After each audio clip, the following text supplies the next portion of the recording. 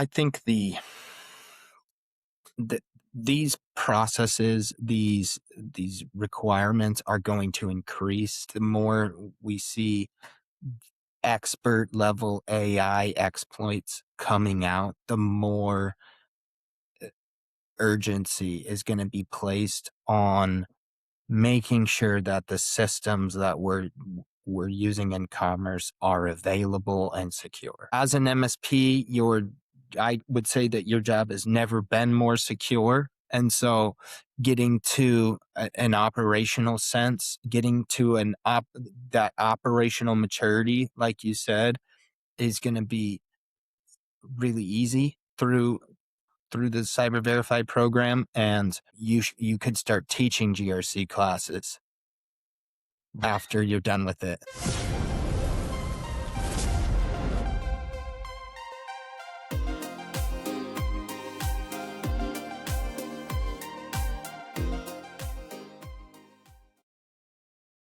It's a really important question that we asked today, which is, can you GRC your way to MSP maturity? Right? There's a lot of MSPs who either want maturity as one outcome or they want compliance as an outcome. Sometimes they want both. But the question still stands for either scenario is GRC the answer? Can you GRC your way to compliance or to MSP maturity? We're going to tackle that question because it's not an easy question to address. It's somewhat complex. It involves a lot of different things, but there is some good guidance that we will, I hope, bring to you today. And joining me are the head of our whole compliance operation, who makes all the magic happen, oversees all of our certification projects with MSPs all over the world. Chris Vio, welcome, MSPZone. Hey, Charles, glad to be on MSPZone. So, Chris, we've talked about this a little bit in the past, but maybe starting here would be a good point. When you think of MSP maturity, what does that mean to you? Kind of like a simplistic, version of that. What do you think of? I think of MSPs that can operate outside of the break fix IT support realm, falling under a service agreement and being able to be a technical partner to the customers that they serve. Well said. Yeah, couldn't have said it better. I mean, which begs a follow-up question, which is, we do see a lot of break fix companies who believe themselves to be MSPs. And in fairness, there are some legitimate MSPs that still have break fix clients. Is that a fair statement, in your opinion? Yes, it is. I think it's a fair statement, and you can't get away from that for the most part. You certainly can attract new customers that fit your new business model, but you still are going to have the guy who calls once a once a quarter to install some ink toner. Right. Yeah, completely break fix or reactive request. I'm bringing this up because in the context of MSPs that are searching for, let's say, a compliance outcome, right? So they're coming to us to get CMMC, right? Get CMMC for their customer or get the CMMC for their MSP practice. Maybe they're looking for the same thing, but for SOC 2. Maybe it's ISO. The the situation is really identical because in either case, MSPs tend to, and maybe this is the question, my sense is MSPs tend to think or ask themselves the question when looking for a compliance outcome, do I need to get a GRC tool? Like, is the very first step for me to achieve compliance to get a GRC tool? What would you say to that question? I would say no. I would say no, but the GRC tool would be an additional step that you add on top of already existing governance, already existing business model that works. So, what I'm hearing is the GRC tool is not going to bring you compliance. It's not going to suddenly wave a magic wand and then poof, your MSP practice is suddenly compliant and mature. It's not gonna deliver that. It might deliver some green boxes that make you think you're compliant, but in terms of meeting a regulatory standard or a compliance that a customer is asking you to demonstrate, the GRC tool is just one step in that equation. We love those green checkbox. They look so appealing, and they give you the warm and fuzzies. Why wouldn't you want to think I've got green lights more than I got red or yellow lights? I must be good, right? Yes, you are good, and you do have a sense of satisfaction, especially in this notification style engagement. You are gonna appear good, and I think that if you're a very large enterprise with a lot of people looking for something to do, then GRC tools would offer some jobs to for people to be able to fit into that mold, right? But that doesn't seem to be the business model in the MSP space. I mean, in fairness, Chris, that's exactly what the GRC tools were designed for. I mean, that when GRC tools came out, they were exclusively an enterprise tool, enterprise internal IT department. Like, I don't even remember very many MSPs that even had enterprise customers back in the late 1990s, early 2000s that ran GRC tools. Like, their customers may have run them, but the MSPs weren't running them. Which brings me to kind of another follow-up question related to tools. Do you think that MSPs believe that their compliance comes from the tool stack that they assemble? And I don't mean just GRC, but like their RMM, their ticketing platform, their EDR vendor, their backup vendor. Do you think that the MSPs view their compliance as largely derived from those vendors or largely deriving from the MSP itself, if that makes sense? That is a great question, Charles, and I will answer it in two parts. I think the first part is that we know compliance is done where the work is done. And so for an MSP, the work is done in the tool stack. When an auditor goes to do an audit, they don't audit a GRC tool. They audit where the MSP is doing the work. And so the compliance does halfway come from the tools that the MSP is using and the tool stack that they're using, but the tool's only as good as the processes that support how that tool is functioning internally as an MSP and as any small to medium or enterprise level business. So it does assume, what I'm hearing is it does assume that the MSP has a process to begin with. It does. It does assume that you have a process to begin with. Exactly. I heard it put that, the GRC tool can kind of be like the black box inside of an airplane, right? It's there, it's recording, it's doing its job. If they need to go in and take a look at how the the flight text went, then they can do that, but you're gonna fly safer when you know that the black box is there, right? Because it's recording you and it's tracking you. Yeah. Well, I get that value, and I don't want to I don't want to be anti GRC in all cases because I think there are GRC tools that do a lot of things. I also think, and I'd be curious to your thoughts. I I also think that there's a lot that is put on the GRC that is absolutely just bogus. Like I think the industry attributes a lot of I don't want to say value, but a lot of capability of a GRC tool to do some things that it just doesn't do at all or very well. And I say that, and I think you would have some ideas on this as well because we see the outcome. We see those types of workflows happening, and we see MSPs who come to us and complain about, hey, this thing is not doing what I thought it was going to do. Why do you think that that happens? That disconnect. I think that you are going to amplify whatever business model that you operate at. And so if you're living inside of spreadsheets and you're working and doing your compliance, you're keeping up with processes and you're diligently able to track your own internal business processes and your own internal customer commitments, then the GRC tool will amplify your ability to chase those to chase those types of notifications down. If you don't have a mature business practice, then your GRC tool is just going to show a lot of unchecked boxes and encourage you to check them, not necessarily fix anything underneath that, right? Because you're doing the double work, right? You're uploading your stuff into your GRC tool, but you're also, like we said, compliance is where the work is. And so you're also doing it in your internal.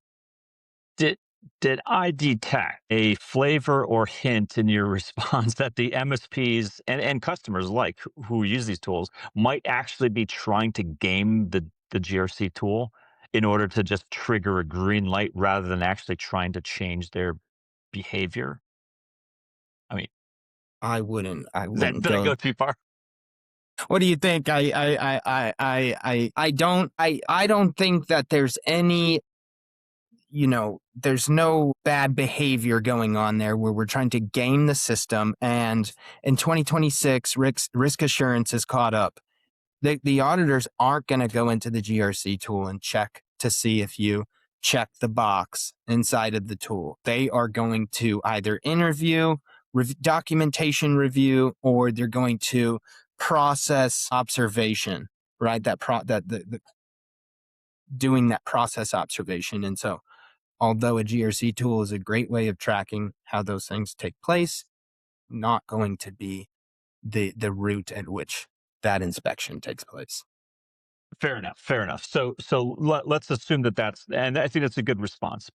But now let's address head on the reality that I have seen and I think you've seen as well, which is there seems to be a very big deep chasm between an MSP or an MSP working on behalf of or with their customer to achieve a compliance outcome. And I'm talking here just about compliance outcome, not about operational maturity goals, where they are Mm. using a GRC and they come to us and there is a massive disconnect of where they thought they were in their compliance journey and where they actually are. Assuming you agree with that premise, is it true? And B, why do you think that that is happening? I personally can attest to that the illusion of completeness is there when they go in and they're using those tools. But I also would infer from what you said that because MSPs are used to using tools and they're used to the workflow of working inside of customer environments and their customers' tools, it almost feels like they should be added into the customer's GRC, that enterprise level customer or somebody slightly smaller. It would be better suited for them to be added as a member of the GRC rather than using a GRC to track their own internal compliance or own internal governance. That's interesting. Okay. Because we certainly do see a fair number of MSPs who at least bring up that, hey, I'd like to I'd like to or I have been mapping controls, and it's almost like the mapping of controls is a prerequisite to becoming Mm. becoming compliant. And I I'm not aware of any auditor that says show me your map of controls because, like you said, they're not going to care what map or dashboard that told you were compliant and had a green check mark next to it.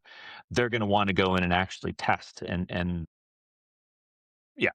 Well, to your point, do you think that there is a chasm or a gap between the state of the MSP thinking they're compliant or thinking their customer is compliant because of that tool versus when they actually get down to it and maybe our team reviews it or one of the auditors and they say, well, you still have some ways to go. And I'm talking like things like CMMC specifically where there are some fairly rigid expected outcomes that maybe aren't showing up in the GRC work papers.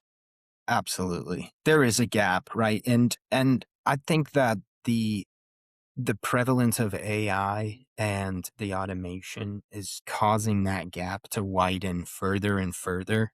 because if you don't have that mature business process, that if you're not an operating as a true MSP, meaning you're proactive in the services in which you offer, not reactive for the most part, even if it's 50%, then you're going to basically be adding weight to a muscle that's not used to flexing already as soon as you add in APIs, automation, and a process that assumes things are in place. Now you're putting a strain on something that's not necessarily ready for it. And so what you get is you get an incredible amount of confusion on which direction to go the moment you log in. It it sounds like a better approach than, given what you just said, Chris, it would be to have the MSP really begin to lead that and start with the core managed services offerings that the MSP delivers to the client and see really how far that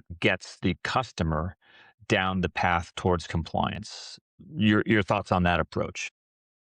Yeah, good point. The MSP is likely doing a lot of this stuff already. If they are operating at any sense of urgency, at any sense of competency inside of information security, or just the triad of compliance, integrity, and availability, then they're already doing these things for customers. And especially if they're falling under a service agreement, maybe they offer it, the customer just isn't willing to accept that level of service from the MSP. And so, yeah, I think that the MSP starts at a base level services offering, service catalog, and bringing those processes at a minimum up into a respectable level of governance, and then moving into risk, and then moving into compliance.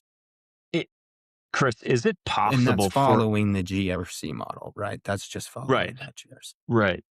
Well, on that thought, on that train of thought, is it possible, in your opinion, for a GRC tool to document a dysfunctional process or a bad process, but not fix it or attempt to say that this is not a good process, but I'm documenting it anyway as it does happen, therefore you're green. You're approved. There's nothing bad. Is that a real thing?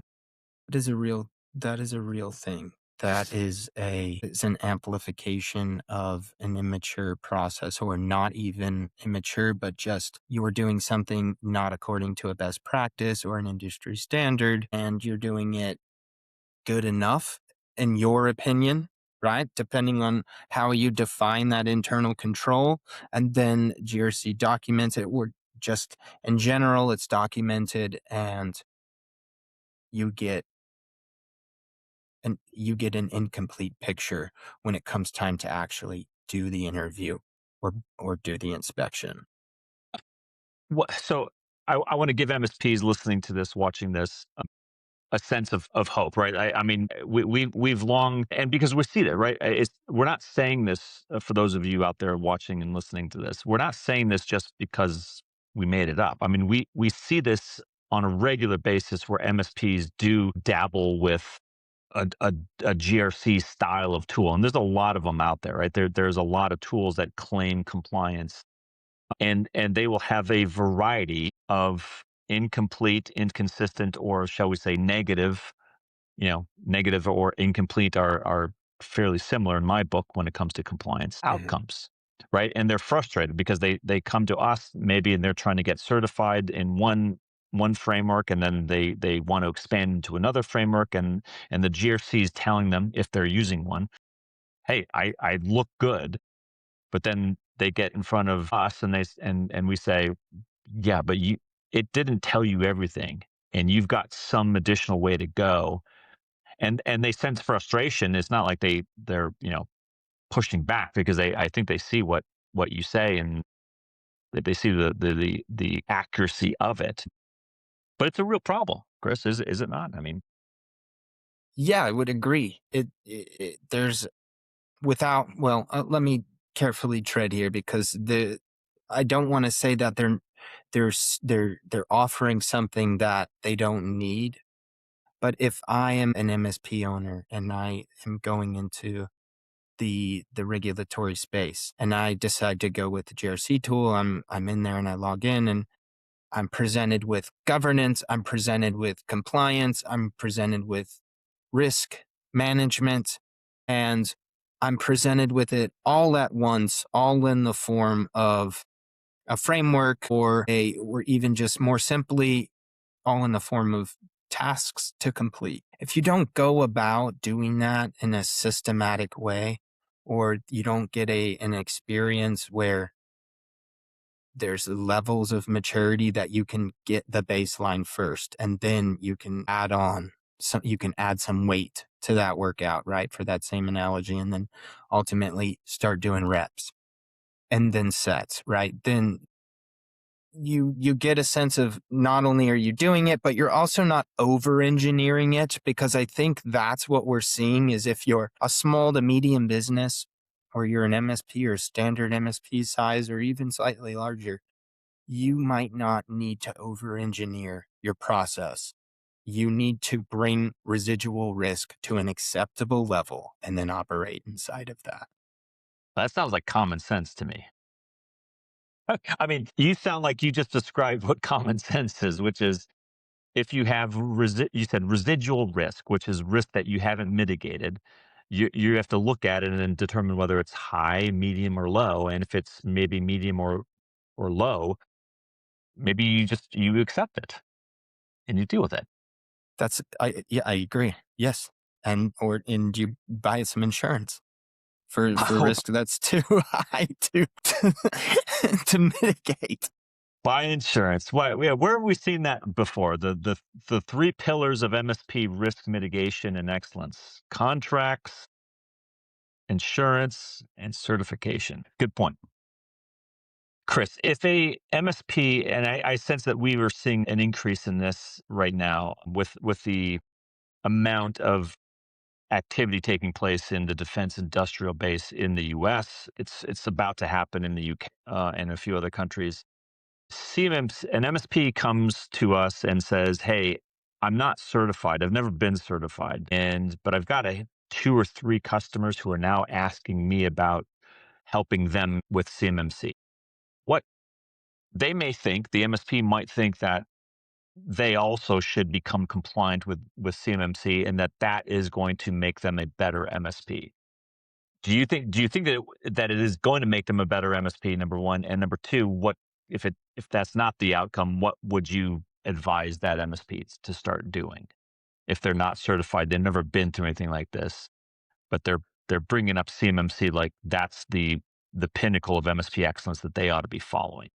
Yes, I would say that it's not the pinnacle of MSP excellence because the framework was never intended with the MSP in mind. They were intended with the MSP as a value added reseller. In fact, the original rules state it that way.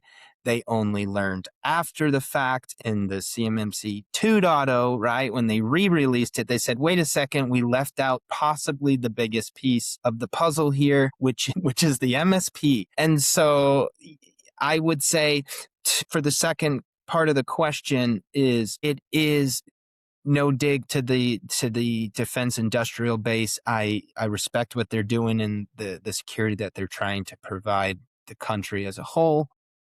It's not intended for a framework or a maturity model. It's intended to protect controlled, unclassified information at its core and federal contract information. It solely focuses on doing that. And so, unless you're an MSP that has a majority stake in your business with those types of clients, then I wouldn't start with the CMMC as the framework. I would certainly start at one that is focused on bringing maturity levels up before you add on top of that enclaves and FedRAMP style tools and 180-page documents of compliance paperwork.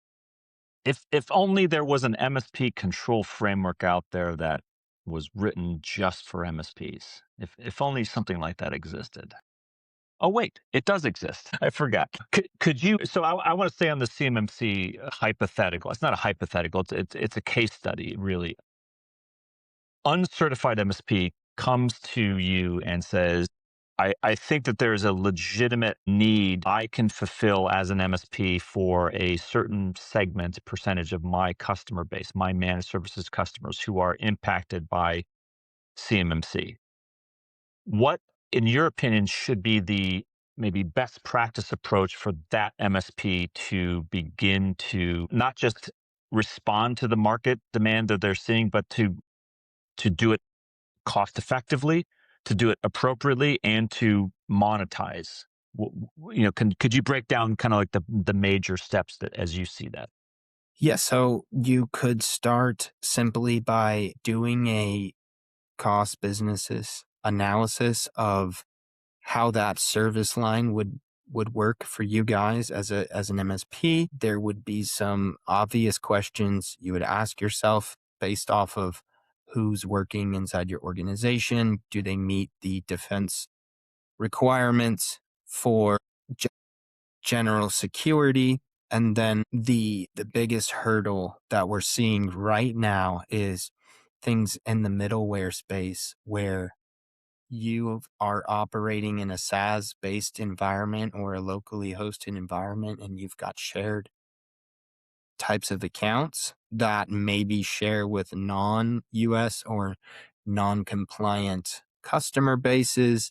And so the first thing you might want to do is take a look at how can we start compartmentalizing this service line so that it is going to be able to not only handle, process, and transmit the types of information that the framework is asking, but also how can we make it scalable and secure in a sense of part of our business model so that we're not losing money running these clients, right? Because and especially knowing that if you are offering services to an organization that's going through the CMMC pipeline, you are going to be dragged into that as an MSP 100% of the time. I'm going to stop you there. When you say that the MSP is going to be involved or dragged into it, I think of their part of the supply chain, but maybe, could you give us some maybe examples of how the MSP is going to be involved in the customer's CMMC experience? They are the internal IT department for those customers largely. So they're going to be asked to provide screen sharing types of sessions with an assessor that walk through their own internal processes, which is why it's really important to have already matured those processes through a maturity level that is acceptable to the CMMC space. And then also, if you're managing any of the client's infrastructure and that infrastructure has ties to the CUI or is hosting federal contract information, then you will need to be able to demonstrate that as the internal IT department for that customer that you are doing it in a NIST 171 compliant fashion. Would you recommend to that MSP with that? Let's assume for argument's sake, because we're just seeing it come up so frequently, where there are MSPs who have said, "I know I have CMMC covered implicated customers, and I am going to be involved. I'm Mm. going to help them do this." Does and given especially what you just said, that the MSP is going to be dragged into this, there is no way they avoid being part of the customer's audit, assuming it's a level 2, right? And But they're even not level level 1, 2 certified themselves. yeah. I mean, I'm assuming in level 1 CMMC, there's the MSP is still gonna be referenced. Is that a true statement in the paperwork? Absolutely. Yeah. Okay. Should the MSP get certified before beginning this, or as soon as humanly possible? And if so, why and what does that do for the MSP and customer? They should get certified, whether it's a CMMC certification or Yeah. Yeah, sorry, they should continue. get certified. I 100% agree. They should get certified, and that's it.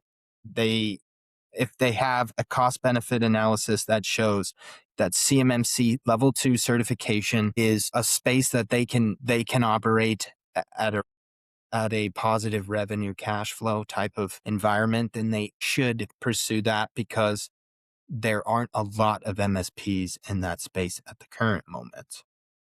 So Interesting.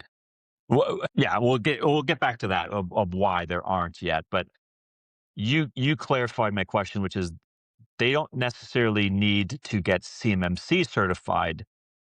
It sounded like the MSP getting certified sooner rather than later would only help them with their CMMC kind of practice, if you want to call it that, because what they're going to have their policies, procedures, and MSP specific controls tested and already put in place, and not risk a C3PO assessor coming in and inadvertently scanning the MSP and saying, yeah, oh, guess what? You really aren't doing things the way you should be doing. And by the way, this now impacts negatively your customer. I mean, that would be a horrible outcome for everybody involved, I would think.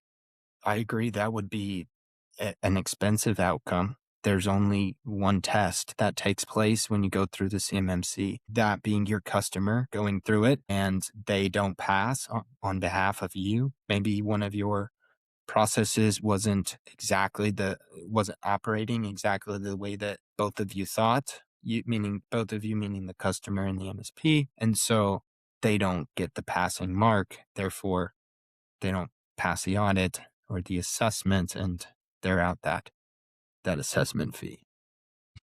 By the way, we are, for those of you interested in CMMC, Chris and I and the team are going to be doing a dedicated CMMC extravaganza webinar next month. I think should be on our social media platforms. You can go and register there, where we'll talk exclusively about CMMC and the whole process. But, you know, today we're talking about GRC. So, and I think CMMC is a good reference use case for this, but we certainly have seen this with ISO 27001. We've seen it with like SOC 2, right? So a lot of different frameworks, but the same use case where the MSP is helping a customer who wants those certification outcomes, and a GRC tool will come up, and almost always it's being brought up as I don't know how to describe it, Chris, but I mean, it just seems like it's creating more noise and problem, and in the end, customers eventually say it's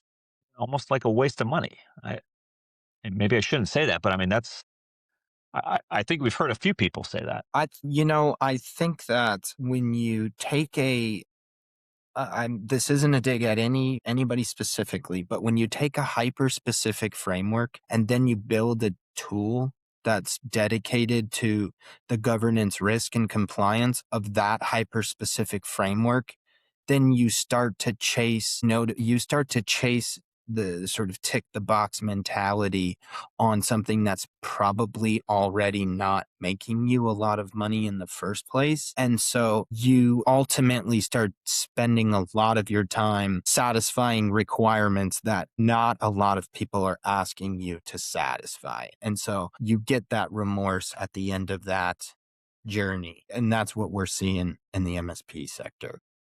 Remorse. Yeah. That's I think that's a really good way to describe it. The To avoid that, and just to be very, very clear, because I know that we have MSPs who have gone through the Cyber Verify program. Some of them have used or maybe still use a GRC tool for some things, some specific use cases. We have many, I believe, that do not. Could you maybe set the record straight of if an MSP wants to get certified? Let's say they want to get their Cyber Verify, right? They maybe they want to get an MSP Verify report. Maybe they want to get a SOC 2 report. And they come to MSP Alliance and they go through the Cyber Verify program. Do they have to have a GRC in order to achieve those outcomes? No, they do not. They do not need a GRC tool. And if you have a compliance team that's helping you achieve multiple regulatory frameworks on top of customer CPQs and policy writing, then by all means, get something that has some generative text enabled and helps you do that process at a scalable, and at a scalable sense. But what I would say is that at the MSP Alliance, and if you're going through the Cyber Verify program, we're we don't we're agnostic towards any tool set. We are going to train you to get rid of the things that cause the notifications in the GRC tools themselves, those reactive IT models. Instead, build a mature operating system that the entire organization can fall under and provide excellent service and ultimately being that trusted technology partner. Yeah.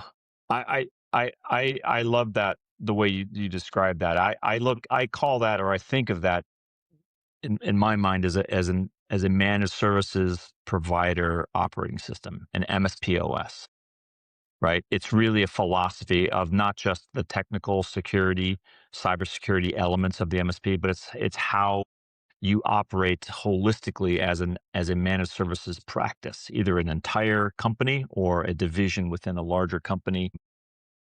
But yeah, so they don't need a GRC tool in order to achieve any of these outcomes, including CMMC. Am I correct?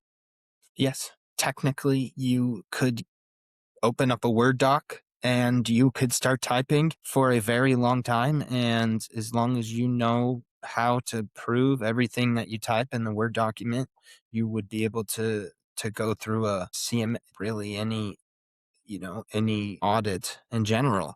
I wouldn't I'd be impressed if you did that, honestly. As somebody who works in the space, I would be genuinely impressed, but I'm not hard pressed to say that it can be done that way. But I also am a big fan of working exactly like the MSPs work. Why wouldn't you want to see your risk broken down by service catalog item and revenue by service line delivery?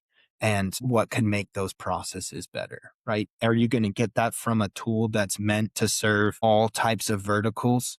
Probably not, but you would get that from a tool that's meant to serve one vertical and its customer base, which is Cyber Verify. Yeah. Okay. So if the MSPs don't need a GRC tool, let's now deal with the secondary use case, which is the MSPs have a customer, and the customer may have purchased a tool, a GRC tool. And let's say that because we now have a quite large and growing, rapidly growing body of MSPs who are not only getting certified through Cyber Verify, but they're also taking customers, managed services customers through Cyber Verify for specific non-MSP certification outcomes like CMMC, ISO, SOC 2, et cetera. How should the MSP deal with that where the customer already has a GRC tool and, you don't want to create conflict, right? I mean, Hmm. have we learned any best practices or any tips that you can think of for those scenarios?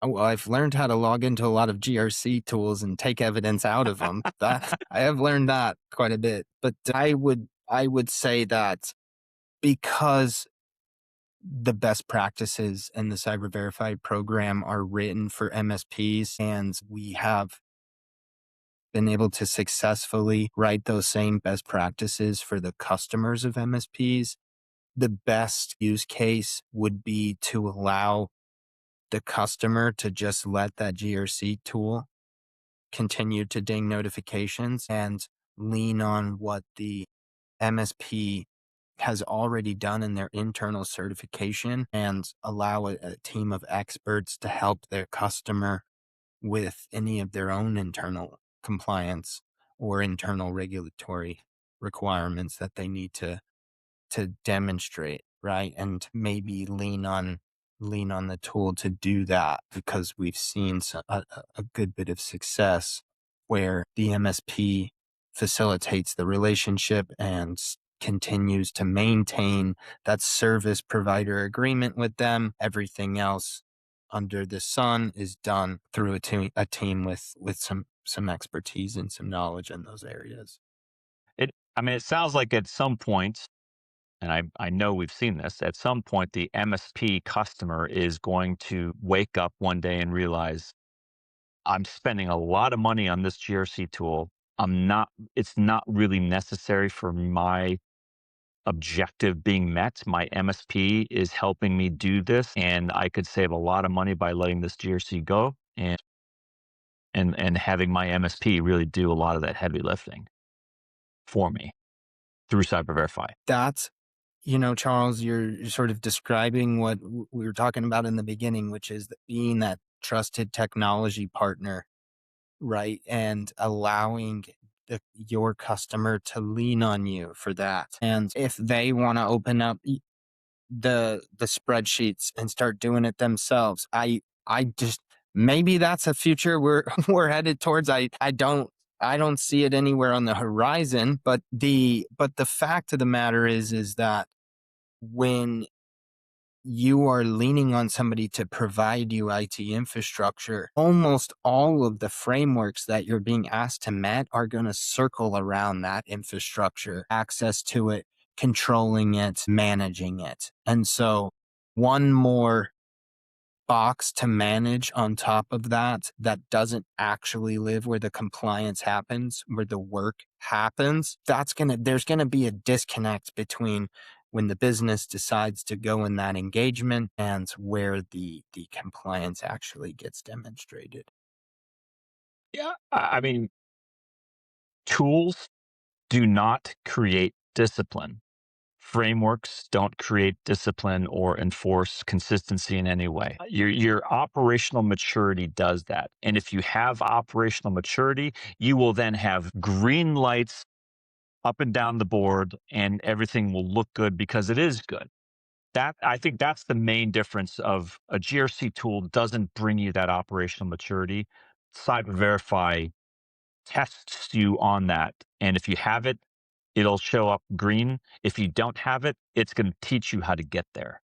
And then I think all the magic happens, right? That's what I sense from MSPs when I see them going through this versus license for their client. And I think these processes, these requirements are going to increase. The more we see expert level AI exploits coming out, the more urgency is going to be placed on making sure that the systems that we're using in commerce are available and secure.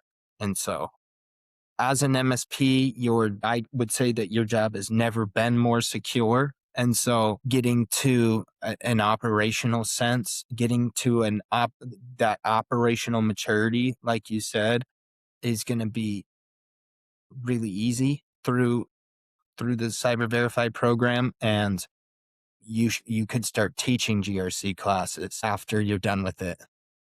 Yeah, without the need for a tool, by the way, right? Yeah. Well, so just another, and obviously MSPs are very used to using tools, right? And so maybe one more isn't necessary. Yeah, I agree with that, Chris. I think that sums up the question that we posed earlier. Can you GRC your way to MSP maturity? No, almost never. It'll cost you a fair amount of money, a good chunk of change. It'll probably waste a good amount of your time, and ultimately, it's not going to do what you want it to do. It was never meant to. It's not a knock on the GRCs. The GRC tools were meant for internal IT departments. That's what they were, and that's from all the ones, even the ones that present themselves as MSP friendly. What I see most often is that they really say it's really easy for you to resell our tool. But it doesn't mean that Uh, it was meant for you, right? I mean, being easy to resell is not the same thing as being MSP specific. yeah, good point. Are you suggesting that a tool that was meant for an internal IT department is being used to substitute an internal IT department? Well, that's yeah. No, I well, Do you what I'm do saying, you think people, yeah, Do they think of GRC as a way of managing IT? Because GRC is not a way to manage IT. I think that there are some internal IT departments, meaning customers, and I think there are some MSPs who think that when they license a GRC tool, that they are now compliant. And I think that that is a very dangerous thing because their compliance does not come from that GRC tool. And in fact, most of them have never been tested, right? They simply get the GRC tool, they let it run, and they give it a lot of access to their system, separate issue entirely, and it says, "Hey, you're good." And in fact, it's not the complete picture. And I think that that is, that hides a lot of problems that could otherwise be fairly easily addressed. But it does mask it, and it may prevent a lot of MSPs from saying, "Yeah, I could do a little bit more. I could just be a little bit better." And I think that that's a disservice, right? And I don't. I would hate to think that that's going to continue because, and I think it's going to stop, Chris, because I think that we're seeing a lot of that dissatisfaction. We're seeing abandonment of GRC tools increase amongst MSPs and customers as they go through certification programs like Cyber Verify because they're just realizing, why am I paying all this money for a GRC tool? It didn't do the thing that I thought it was going to do.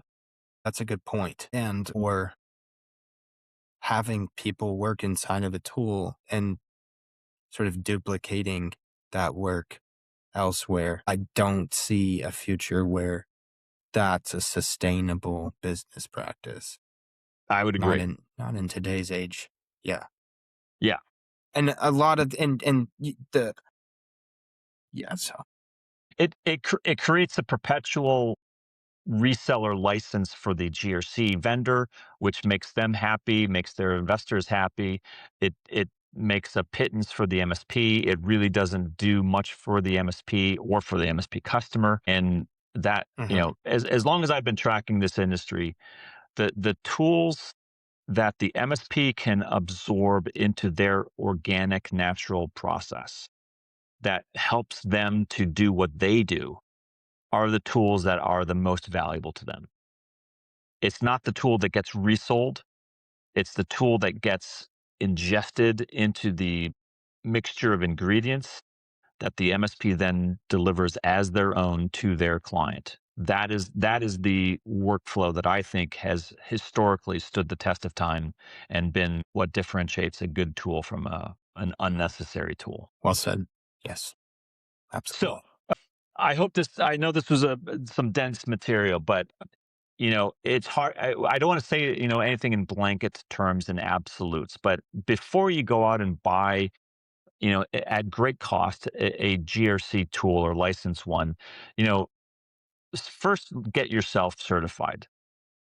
Then go downstream and maybe call us at MSP Alliance and we'll walk you through what we see other MSPs doing and maybe that'll show you a slightly different, better way to do it at lower cost that actually achieves a compliance or maturity outcome and still keeps you in the driver's seat, right? It doesn't replace you with a GRC tool. It makes you, the MSP, very much dominant in the relationship, which is, I think, the way it should be. So, Chris, thanks Absolutely. for coming on. Appreciate it. Thanks for having me. Yeah, absolutely. Be safe, everyone. Until next time, take care.